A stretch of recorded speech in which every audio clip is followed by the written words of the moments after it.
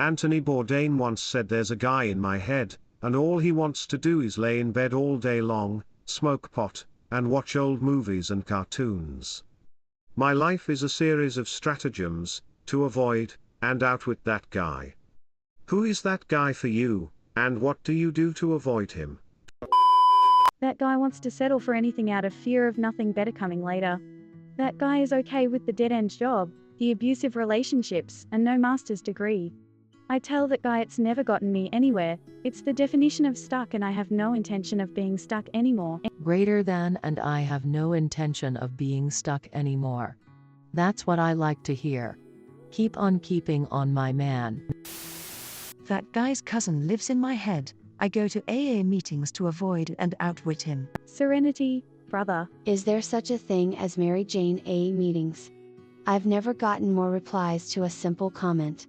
Gotcha, there's Ma and r/leaves. Yes. There's NA and other local groups whose members have similar experiences. Serious question. Is there a stigma for pot users at a NA meeting?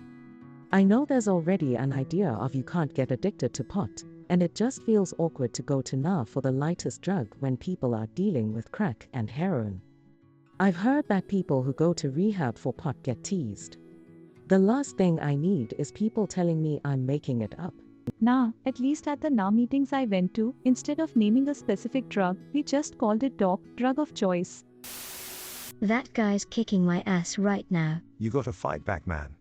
He's a lazy stoner, he can't be that good of a fighter. This was somehow insanely philosophical to me. Are you stoned? Stoned cold sober. Sobriety is a trip. I have the same guy in my head. I quit smoking pot years ago, before I hit 30. I can still stay in bed all day on some days.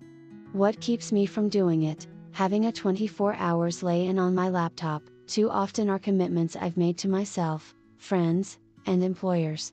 Back in the day, pot made it really easy to give up on those commitments. I miss pot, but I don't miss those times in general, which keeps me from going back. Precisely, you've said it very well. For me at least, getting high just made me very content with doing absolutely nothing. Which is fine sometimes, but I was high all the time and then doing nothing all the time. I was so bored and boring to myself that I had to quit smoking and other drugs completely. It's only been a few years. It still feels like a work in progress, but I'm getting happier with who I am. I like Randy Marsh's quote about it from South Park. Well, Stan, the truth is marijuana probably isn't gonna make you kill people, and it most likely isn't gonna fund terrorism, but, well, son, pot makes you feel fine with being bored.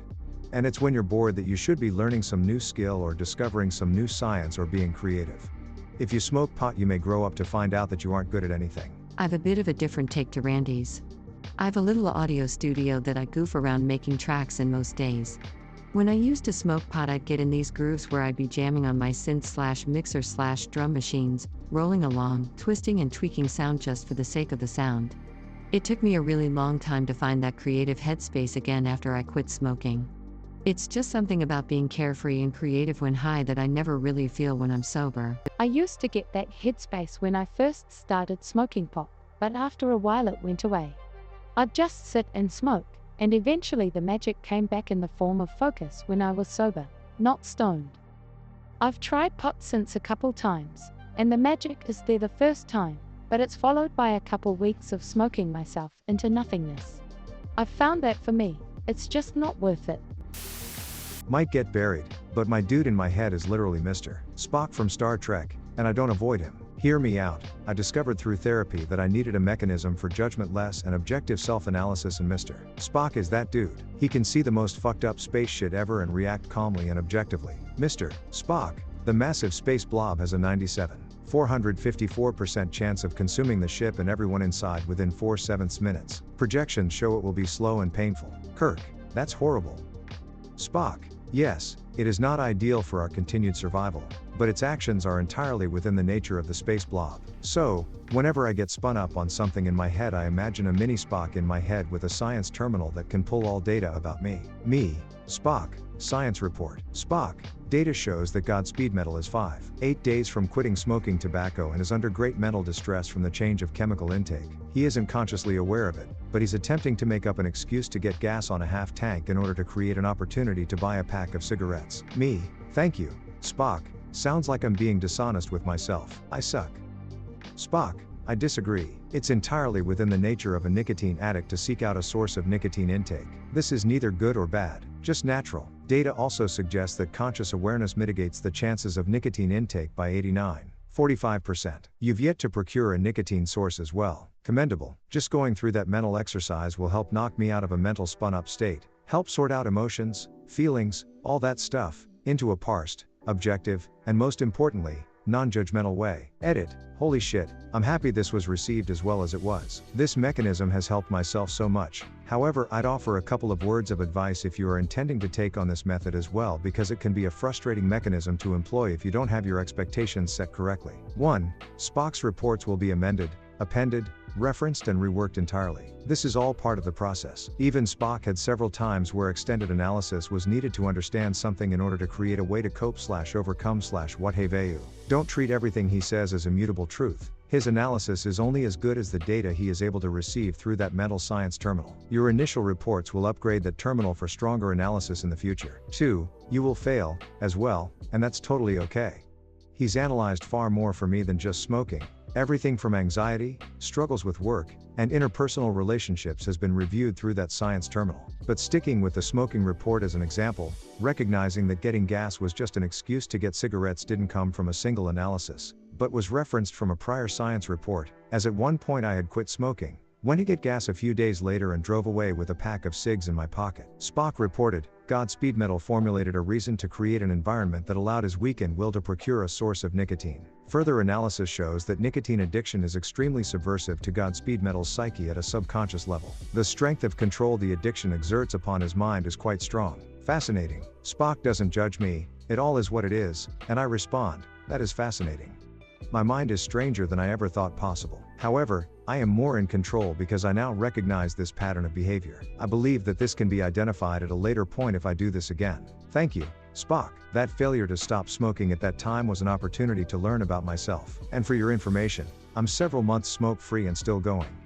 3. This isn't to make someone an emotionless logic machine, either. Spock understands human nature is an emotional experience. Humans get horny, sad, happy, angry, depressed, excited, all of that stuff that comprises the human condition. It's all part of the logic of being human. Take that into account, yet strive to be aware of your humanity and make conscious decisions on what you do instead of subconsciously reacting emotionally. 4. Trust your intuition. Your instincts have been developed over millions of years of evolution. Your mind is powerful and can subconsciously recognize threats and boons to your world and yourself. Even if you don't understand why your guts are reacting the way they are, don't dismiss it. Run it by Spock, and if you don't come to a satisfactory answer, you can always revisit later when you've more experience, time, and data. This is the best self-care strategy I've ever heard of. Spock Care. Vulcan Life Grip.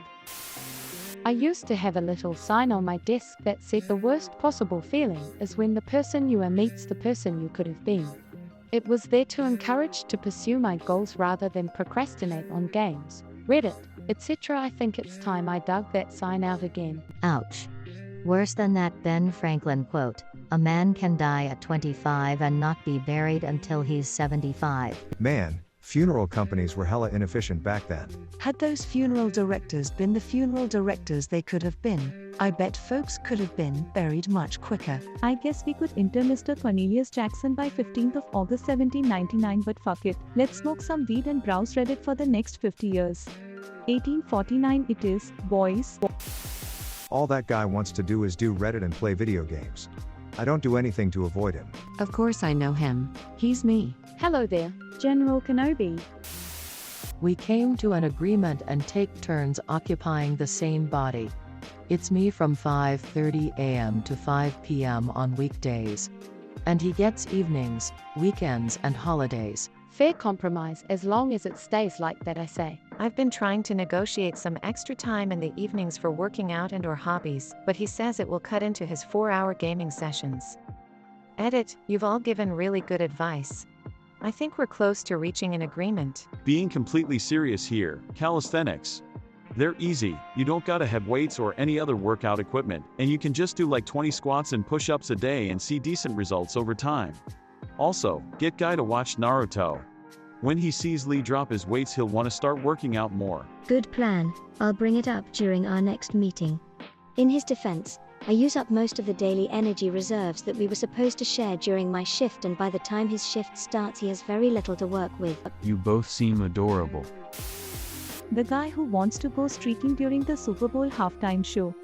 I avoid him by remembering that prison is not a pleasant place to be. If you ever decide to do it, just don't be fully nude. Then you'll be arrested and have to register as a sex offender. Noted. I'll wear socks. I'll wear gloves. I'll wear a condom. I'll wear that condom after you're done with it.